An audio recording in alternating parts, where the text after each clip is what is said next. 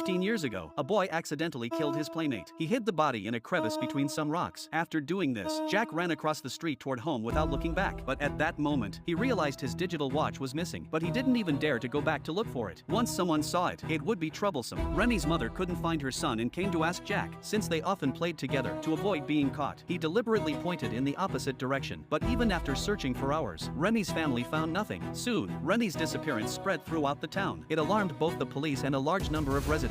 Television stations repeatedly broadcast missing person notices. Jack's mother assumed her son was worried about Remi, unaware that he was the cause of it all. Yet the thing Jack feared most was about to happen. The next day, the police brought him in for questioning. Despite the intense interrogation, Jack remained calm, claiming he only saw Remi pass by his house and knew nothing else. Seeing no useful leads, the police organized a thorough search of the town and surrounding areas. Still, they found nothing. The third day was the annual Christmas Eve. Town residents gathered in the church to sing and pray, but Remi's father sat silently in the corner. Eventually, his suppressed grief finally erupted. Et mon fils à moi, alors, il compte pour rien. C'est vrai quoi. Mon gosse a disparu depuis 2 jours.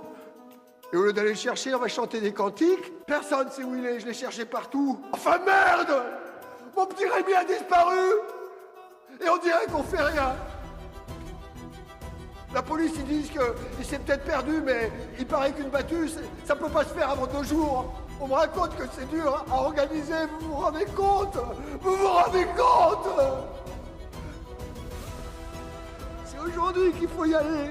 Qu'est-ce qui va devenir mon petit Rémi si on fait rien? Everyone understood the pain of a father who had lost his son. After consulting, the priest decided to mobilize all the residents to assist the police. The next morning, everyone entered the surrounding forest to search, organized by the authorities. Fearing his secret would be discovered, Jack joined the group. Although the rock crevice was well hidden, continued searching would eventually reveal it. Seeing that the crowd is getting closer and closer to the crevice, Jack is nervous to the extreme. Unexpectedly, the lead officer stopped everyone. The officer told them to return home and rest, promising to continue with police dogs the next day. Jack barely escaped disaster, but he was still uneasy he would be found once the dogs came. He planned to confess to his mother but hesitated and went upstairs instead. His mother looked at him thoughtfully and chose to remain silent. That night, a dramatic event occurred. Wild winds howled, lightning flashed, and the town was hit by a once-in-a-century storm. Jack hurriedly shut his bedroom door. His mother stepped forward to comfort him, but suddenly a large tree crashed through the window, hitting her on the head. She collapsed unconscious. Just as Jack was panicking, the raging flood suddenly burst through the door and into the house. Jack tried to drag his mother upstairs to safety, but his frail frame simply wasn't strong enough. Luckily, his mother regained consciousness just in time, and they managed to climb upstairs and escape. The next day, the town was in chaos, with massive damage and casualties. Everyone focused on disaster relief, putting the search for Remi on hold. Jack secretly returned to the hiding spot, staring at the rock crevice now covered by fallen trees, and finally felt a moment of relief. 15 years passed, and no one mentioned the missing boy except Remi's parents. Jack had also finally gotten together with his longtime crush, Amy. He thought Remi's death would remain buried forever, but the town suddenly began a forest redevelopment project, including the area where Jack had hidden the body, with many trees being cut down. His 15-year-old secret was on the verge of exposure. Jack knew he couldn't just wait, he had to destroy the evidence. That night, he returned to the rock crevice, which smelled foul, yet Remi's jacket hadn't decayed. Jack grabbed a shovel, trying to pull out the blue jacket, but the crevice was too narrow, and repeated attempts failed. The flashlight attracts the lumberjack, who rushes to lift his tools and flee. Soon the workers discover the hiding place of the body. The mayor held a press conference, confirming that the body in the crevice was indeed Remi. Autopsy revealed he had been struck in the temple with a blunt object, clearly murder. A white, brown-haired male hair DNA was also found on Remi's jacket, but is not in the database. Remi's father demanded DNA testing for all residents, but the mayor hesitated. Mass testing was expensive, and the killer could have been a stranger or vagrant. Searching that way would be like looking for a needle in a haystack. The town couldn't afford to invest the resources to investigate. Finding the killer would depend on him eventually submitting DNA, but there was no telling when that might happen. Remi's parents were devastated, while Jack breathed a sigh of relief so long as no DNA testing happened. He was safe. He thought the ordeal was over. But the next day, as Jack started work, a driver approached him and handed him a digital watch, the very one he had lost in the forest all those years ago. Back then, a car had passed by while he was hiding the body. Though Jack hid behind a tree, the driver recognized him instantly. The news of Remi's disappearance spread that same day. The driver suspected Jack immediately and had found his watch in the forest. He didn't report it because he liked Jack's mother, but he warned Jack that unless he confessed, he would live with this guilt forever. Just as Jack was panicking, his girlfriend announced she was pregnant and suggested marriage. Jack denied it was his child, but the girlfriend said if if you don't believe it. Get a DNA test. Jack panicked and, to protect his secret, agreed to marry her. The reason he didn't want to marry was that his girlfriend was the sister of the friend he had killed. He didn't know how he could face her family after marriage. After much hesitation, he still chose not to confess. Jack married Amy, and they soon had a child. On the surface, life seemed happy, but Jack endured immense daily torment. Every move, every expression from his in-laws and wife constantly reminded him of the monstrous crime he had committed.